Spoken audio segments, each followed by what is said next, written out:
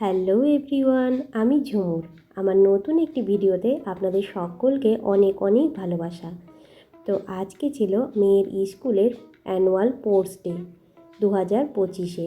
তো আমি সকালে তো যেতে পারিনি, সকালে ও পুলকারে চলে গেলেও বেলাতে কিন্তু পুলকার ওকে আনতে যায়নি। তো যেহেতু স্পোর্টস ডে ছিল তাই কখন ছুটি হবে তার তো কোনো ঠিক ছিল না। তো পুলকার যেহেতু আসবে না, তো আমি ওকে কিন্তু নিতে গেছিলাম স্কুলে। তো স্কুলে গিয়ে সেই নিজের জীবনের স্কুলের কথাও কিছুটা মনে পড়ে গেল। খুব ভালো লাগছিল। 1 ঘন্টা আমি ওয়েট করেছিলাম, তারপরে ওদের প্রাইজ দেওয়া কমপ্লিট হয়েছিল, তারপরে কিন্তু আমি ওকে নিয়ে বাড়ি ফিরেছিলাম।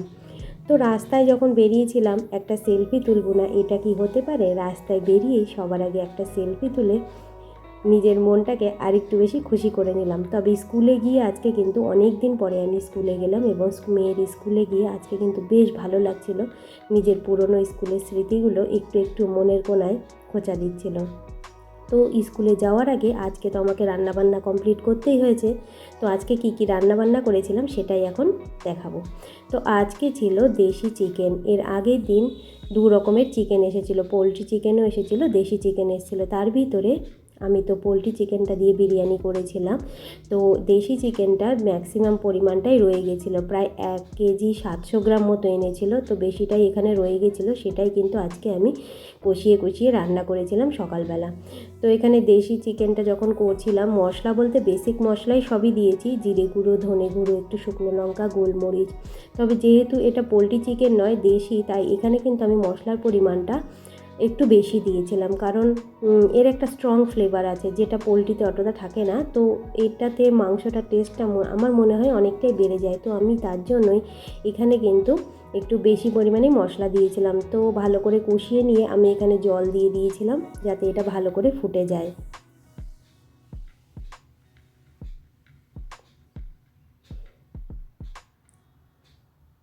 এই সময় মাংসটা প্রায় হয়ে এসেছে, আমি ঢাকনা খুলে দেখলাম বেশ ভালোই হয়ে গেছে। একটুখানি গরম মশলা দিয়ে কিন্তু এটা আমি নামিয়ে ফেলেছিলাম। আজকের মেনুতে আর ছিল আলু আর উচ্ছে ভাজা, সামান্য একটু উচ্ছে রয়ে গেছিলো। সকালে মেয়েকে যখন ভাত করে দিয়েছিলাম তখন সামান্য একটু আলু ছিল, সেটাই আমি উচ্ছেতে কেটে দিয়ে দিয়েছিলাম। সঙ্গে ছিল এটা খেসারির শাক। তো খেসারির শাকটা আজকে কিন্তু অনেকটাই ভালো ছিল, বেশি ফেলতে হয়নি, অল্পই বেছে মোটামুটি অল্পই ফেলতে হয়েছিল। আমি আজকে ডাল করেছিলাম এই উচ্ছে ভাজা দিয়ে।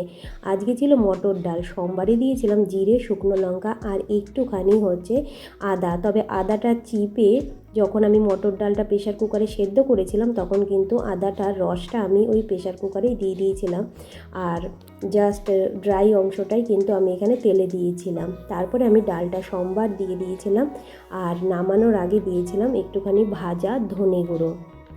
তো আমি এখানে ডালটা যখন ভালো করে ফুটে গেছে, লবণটা চেক করে নিয়ে আমি কিন্তু ডালটা ঝটপট করে আমি কিন্তু নামিয়ে ফেলেছিলাম।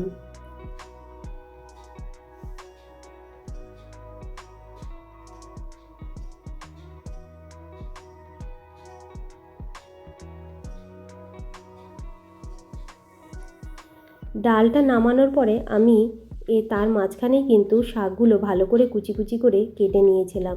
তো আজকে যেহেতু শাকগুলো অনেকটাই নরম ছিল, মানে বেশ ভালো ছিল, আগের দিনের তুলনায় আজকের শাকটা অনেক বেশি নরম ছিল এবং প্রায় অতটা মানে ফেলতে হয়নি, একদম ডগা ডগাগুলোই ছিল। তো আমার কাটতে আজকে একটুও কষ্ট হয়নি, একদম খুব সুন্দরভাবে একদম চাকু দিয়েই আমি কিন্তু আগের দিনের তুলনায় আজকে বরঞ্চ আমি অনেকটাই ভালো করে শাকটা ভালো করে কুচিয়ে কাটতে পেরেছিলাম।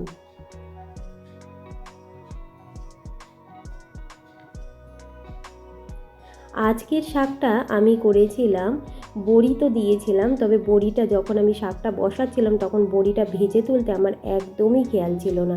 তো প্রথমে আমি এখানে দিয়েছিলাম আজকে আদা আর কাঁচা লঙ্কা বেটে দিয়েছিলাম, আর আদা আর কাঁচা লঙ্কা তেলে দেওয়ার সাথে সাথেই বেশ ভালোই চিটির পিটির করতে থাকে। তো আমি সামান্য একটু এখানে লবণও দিয়ে দিয়েছিলাম যাতে একটু চিটির পিটিরটা কম করে। তো এখানে আদা আর কাঁচা লঙ্কাটাকে ভালো করে ভেজে আমি শাকটা ছেড়ে দিয়েছি। এতগুলো শাক হলে কী হবে, যখন দিয়েছি দেওয়ার পরে জাস্ট হারিয়ে গেছে কড়াইতে, মানে কোথায় চলে গেল শাক। আজকে শাকগুলো ভীষণ কচি ছিল তাই একদম অল্প একটুই হয়ে গেছিলো। তো বড়িটাকে ওর জন্য আলাদা পাশের কড়াইতে আমি ভেজে সামান্য একটু বড়ি কিন্তু পরে 5টা মতো বড়ি আমি ভেজে কিন্তু শাকে অ্যাড করেছিলাম, আর দিয়েছিলাম একটু আতপ চাল গুঁড়ো, যাতে শাকটা একটু মাখা মাখা হয়। তো এখানে শাকটা প্রায় অলমোস্ট হয়ে গেছে, এবার আমি নামিয়ে রেখে দেবো শাকটাকে।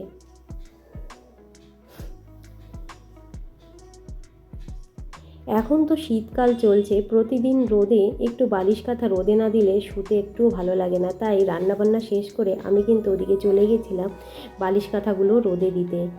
তো তারপরে স্নান ধান করে তো মেয়েকে আনতে যাওয়ারও একটা চাপ ছিল যে টাইমে পৌঁছাতে হবে। যদিও বলে দিয়েছিল স্কুল যে 2টো থেকে 3টের ভেতরে সমস্ত প্রোগ্রাম কমপ্লিট করে দেবে। তো আমি এখানে রান্নাবান্না শেষ করে গ্যাসের জায়গাগুলো ভালো করে পরিষ্কার করে নিয়ে তারপরে একটু কাঁথা কাপড়গুলো সামনের বারান্দায় রোদ এসেছিলো, সেখানে আমি কিন্তু কম্বল বা বালিশ যেটুকু আমরা প্রতিদিন নিত্যদিন ব্যবহার করি সেগুলো আমি সব রোদে দিয়ে আমি চটপট করে স্নান করে নিয়েছিলাম।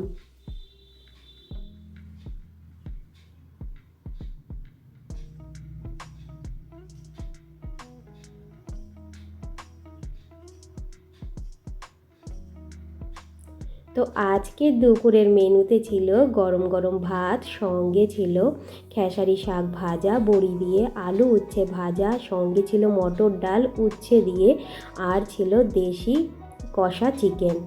তো আজকের ভিডিওটা আমি এখানেই শেষ করছি। দেখা হবে আবার কালকে নতুন একটি ভিডিওর সাথে। কেমন লাগলো ভিডিওটি অবশ্যই জানাবেন।